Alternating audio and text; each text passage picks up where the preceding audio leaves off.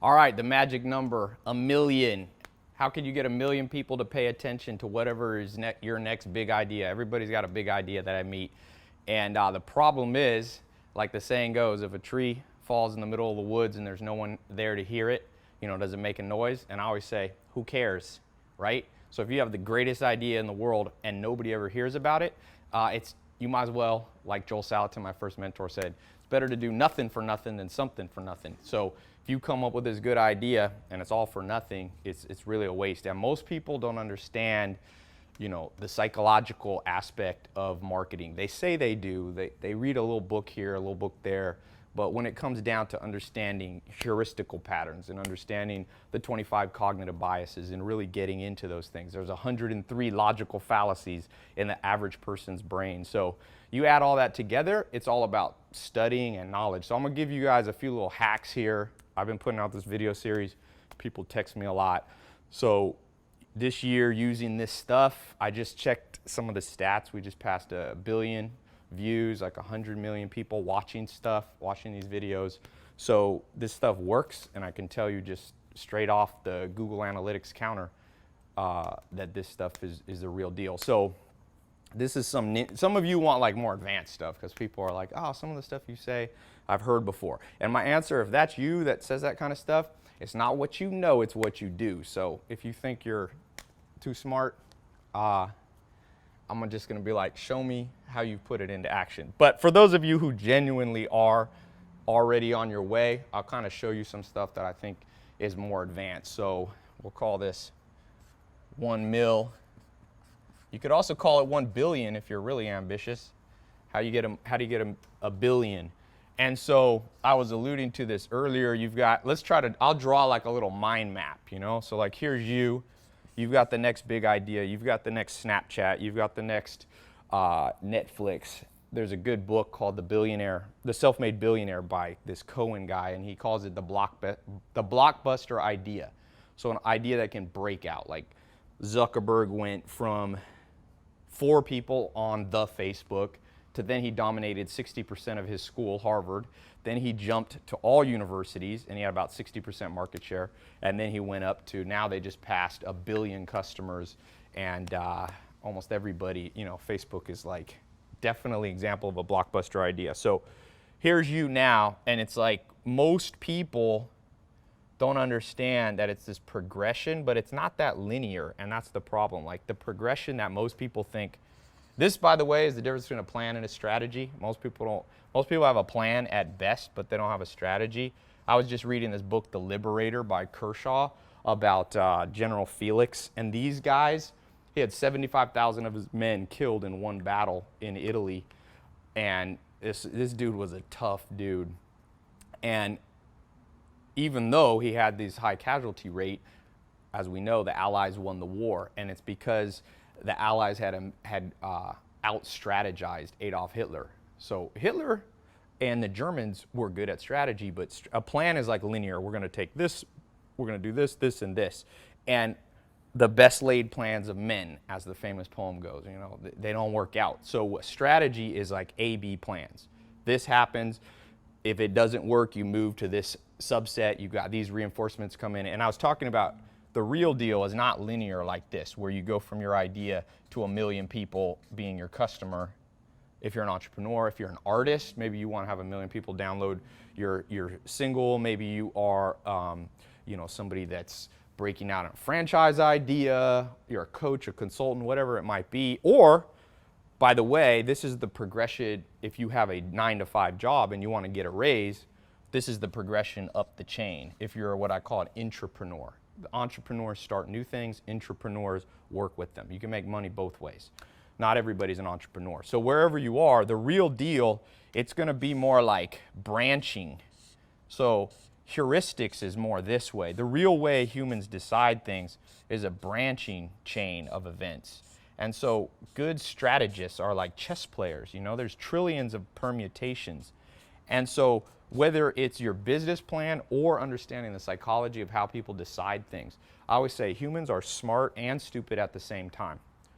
Let me not fall in my pool. That will be a interesting dealio. It's a beautiful day today, and no sun in my eyes. So when you look at this branching, so let's say here's you and here's 1 million, because like I said, it won't happen this way. There's a good book on this it's called Crossing the Chasm. It's a famous business book where he talks about how most people with ideas, you get a little bit of traction at the beginning and then it dies in this chasm where pragmatists, and most people are pragmatists. So let me show you what I mean by that.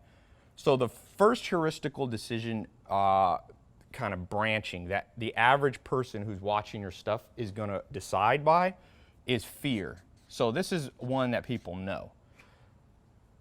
Freudian type psychologist, you could call this pain. Now it branches here into a tremendous amount of things. You know, it could be reciprocity is one of these. Liking bias, these are the biases. You have Kantian fairness here. Some of these are more advanced. I'm not going to talk about all these right now. You have senescence bias. You have social proof, urgency, association, availability. And each of these branches are, if you can't maneuver them, and I put 25 here, then there's, if you really want to get ninja, which I don't tend to do on a YouTube video because people need to ask me back and forth questions. If you really want to get ninja, you then break this down. There's 103 patterns. There's things, you know, logical fallacies like red herring and ad hominem and all these kind of things, although ad hominem is related to that bias. So those are different. So if you add 103 plus 25, you have at least 120, 130. You could count them landmines. You could call them biases, whatever you want to call them. So let me tackle the first and most important one. When you come up and hit up an investor, let's say you get on Shark Tank. My buddy's here, and he was working with a guy that just got on Shark Tank. I won't say who it is. The show's not out, so it's confidential. But so you get on there. I don't care if you're working with Mark Cuban and billionaires. The default response of almost all humans is built into our DNA, which is a fear response. So we fear what we don't know. And the reason brands, by the way, you know, you hear a lot about branding. This is like a buzzword. Coca-Cola, #1 brand in the world. Disney, Playboy. You know, these are nationally and internationally recognized brands. That's a bullshit word, because what the hell does it mean? To me, it means status. And what status does, so status is an overarching one on all of these. So for example, there's a scientist, I forget what his name was. He said, if the president of the United States rolled into, let's say you're married or you have a girlfriend. So you got your girlfriend in the house. President Obama rolls in. He says to you, and he comes in. I met Bill Clinton once, was at my friend's house, not too far from where I live now in Beverly Hills. And Bill Clinton had, I think he had 9 Secret Service guys. And underneath here, they have Uzis and high-powered machine guns. Actually, an interesting side note, nothing to do with this. True story, Bill Clinton was, when he was the president, was walking out of the White House, and it was like down a corridor where people were allowed to say hello to the president, the public. And he was going to get in his car, and he had his Secret Service guy with him, and Bill Clinton whispered, he said to Secret Service, he goes, I can't get in the car, somebody's grabbing me. And he said his security guard, like a ninja, turned around and broke the guy's arm that was grabbing the president, and the president got away. So don't fuck with the Secret Service dudes, they're pretty badass. So going back to this whole thing, when I met Bill Clinton, which I had a point to that, but now I got distracted on I'll think of it in a second. The president comes into your house. Obama, Clinton, whoever your favorite president is, and he says, get out and leave your wife here. Now, maybe you're a badass dude and you'd be like, no way. Mark my words, you would get out of the house. Why? High status. Oh, Dr. David Buss, a friend of mine, he's the one who. So status is one way to overcome fear, because if a regular dude walks into your house and goes, get out and leave your girlfriend, what are you going to do? You're probably going to smash him in the face, right? But status supersedes fear and pain. So branding is a powerful tool. And so the problem with branding, I'll give you a little practical tip. Every newbie that I know starts with a logo. This is their big question. Like, oh, dude, I just had some joker send me a thing. he wanted me to invest in his business, and he's like, here's my logo. And I automatically wrote him off. I wasn't trying to be a dick. I didn't say anything to him, but I'm going, this guy doesn't get it. He thinks that the heuristical patterns is like logo, and then you proceed to the next step. No one cares about logos for the most part. Some of you are going to argue with me. So as Richard Dawkins, the famous scientist, told me the other day, I was talking to him, he said, best advice he ever got, believe with evidence. Only believe with evidence. So I'm going to give you evidence so you don't have to believe what I'm saying. You can believe the evidence. Google this website, Berkshire Hathaway. Okay? This name right here. You might have or might not have heard this name. So just Google that name. It'll come up, the first result, and click on their website and show me what their logo is. There's no logo. It just says Berkshire Hathaway. Now you might say, who cares? I said, this is a 300B company, billion. That's Warren Buffett's company. That's the parent company. The only thing bigger than this is Walmart and Apple. I don't even think Amazon. 300 billion market cap, no logo. You know why? Because Warren Buffett has status. He doesn't need a logo. So a logo is something you need. I heard a guy talking about before the fight with Mayweather and Pacquiao. Somebody was going, Mayweather's a bitch. And I saw it on some random website. And somebody's like, why do you say that? And he goes, do you think Mike Tyson needed bodyguards to pick up his kids at elementary school? He's like, no, he didn't need that. Now, I don't think that's true, but Mike Tyson had status physically. Not many people are stupid enough to mess with Mike Tyson. And Berkshire Hathaway, that company, doesn't need a logo because they've already overcome human propensity to fear. There's a famous Nobel Prize winning researcher who discovered this concept. Okay, so there's he didn't call it fear, obviously, but there's all kinds of things that people want to do. You know this, and you end up, by the way, sorry, my R, with adverse selection in life, which is a whole nother conversation. But people are risk averse. This is Nobel Prize Science 101. And so brands alleviate that. Let's say McDonald's, crappiest food in the world, right? You ever seen Super Size Me, right? The guy goes in, he tells his doctor, I'm going to eat supersized McDonald's food every single day. What do you think the outcome? And the doctor does his blood test at the beginning, and the doctor says to him, he says, you know what? I think this is going to negatively affect your cholesterol a little bit, you know, you won't, but it'll be okay. You can reverse it. If you watch the movie, Morgan Spurlock's his name. A month into it, he goes back to his doctor. He's been eating three times a day, supersized food. And the doctor comes out. It's the funniest scene in the movie. And it's all real. It's like not scripted. The doctor goes, you have to stop. You're going to die. You have already done irreversible damage to your liver and all this. And so McDonald's, though, still sells billions and billions of burgers. You know why? Because it's not just branding, it's status. Now, let's just take McDonald's because I'm talking about it. What does the McDonald's sign say? Billions and billions served. And I'm not just picking on McDonald's. This goes there's all kinds of crappy food, okay?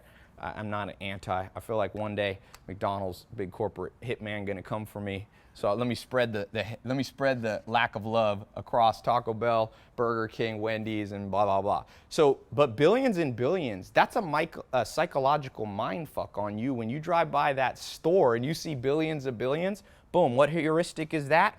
Well, it's right here, social proof. It's also, so they're showing if billions of people have eaten it, then you shouldn't be risk averse. So they move you down the chain.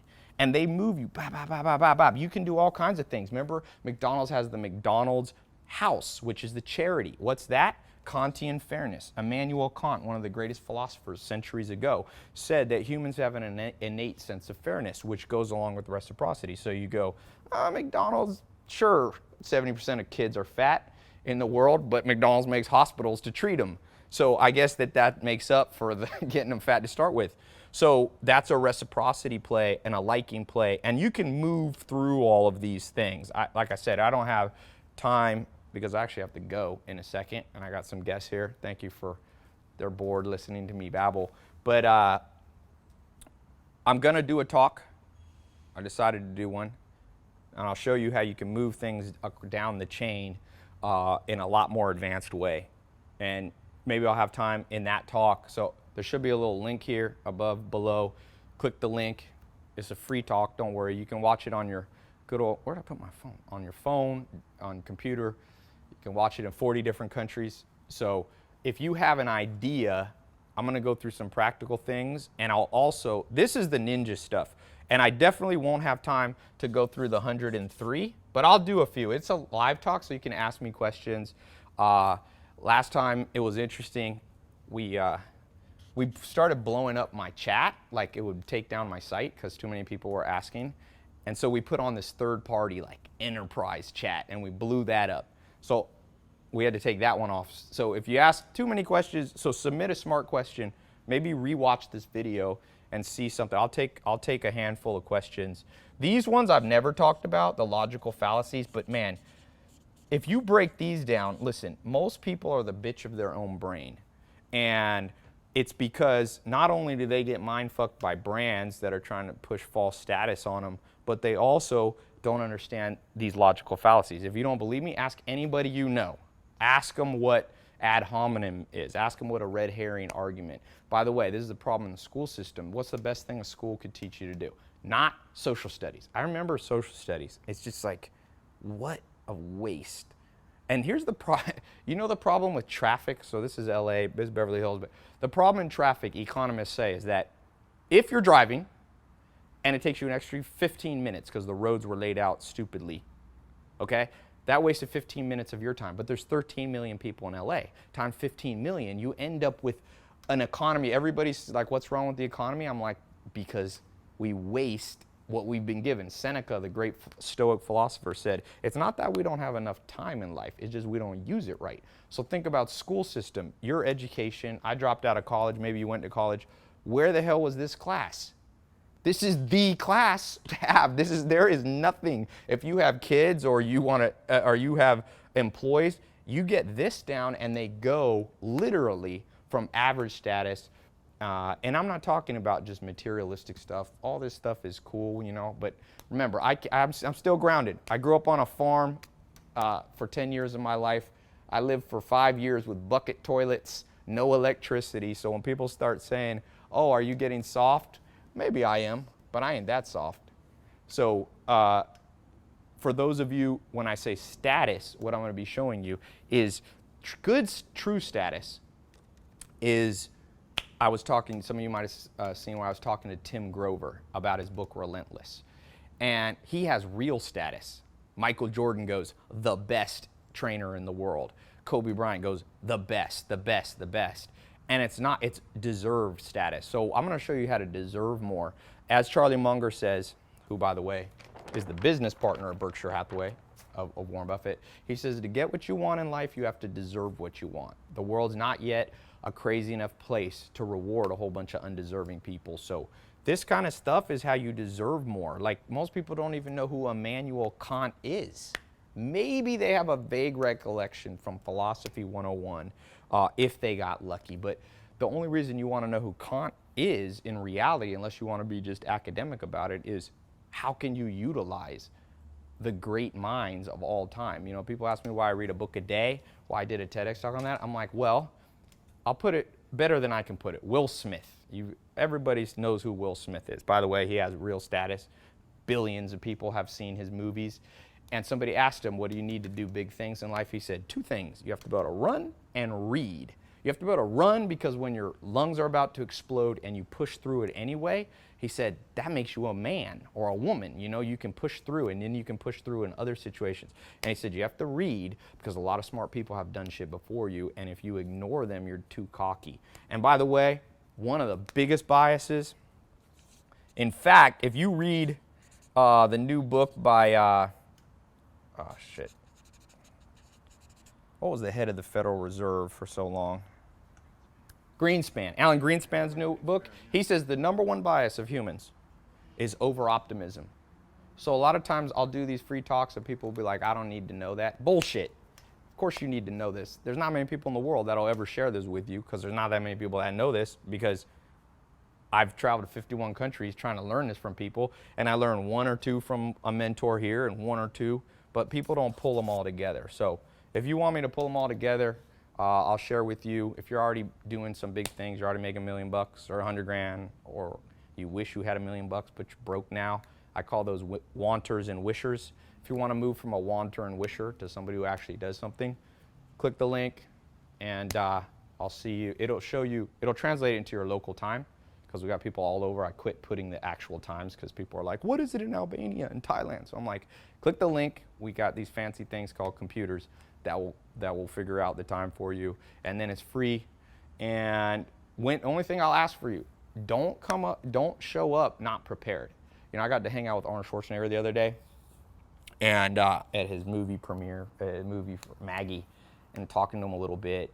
And one of the things he says that cracks me up, he goes, because he still works out in Venice, right? He's still a big dude. If you put your arm around Arnold, it's still like a sheath of muscle, and he's in his 60s.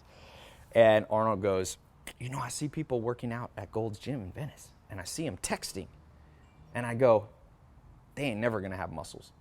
He goes, you either work out or you text. You don't do the same thing. So when you click the link and you show up, either show up or, you know, go like people's pictures on Instagram. Don't try to do both, because this stuff's too complicated. I already lose people when I have them in a room. You know, like I only really share this stuff with people who run companies for me. Over there today, I use my little outdoor porch sometimes I bring all the, I call the chairman little seat, and I had like 15 of the people who run my business, different companies there. And this is the kind of stuff I talk about. So the little inside sneak peek into my life, my house, but forget all this. This is not that important. What is important is moving through the chain. This, by the way, is heuristics. It's how you decide everything. So click the link, and I got to run out. All right, talk to you. Oh, 18 minutes, just like a TEDx talk. Hitting it. They say this is the optimal time that people will pay attention. So I'm going to quit while I'm ahead. You can subscribe to my channel too if you want to not miss out on these. But more importantly, click the link, show up. If you don't see the link, you can go to tailopez.com. There should be a link there too. See, I'm not very good at branding, am I? I forgot to put my own domain name, Tai Lopez. But you know what? Sometimes I say it's good to make things hard to find, because then the only people who find it are the people who really are interested. So never sell yourself too short. All right, talk to you guys soon.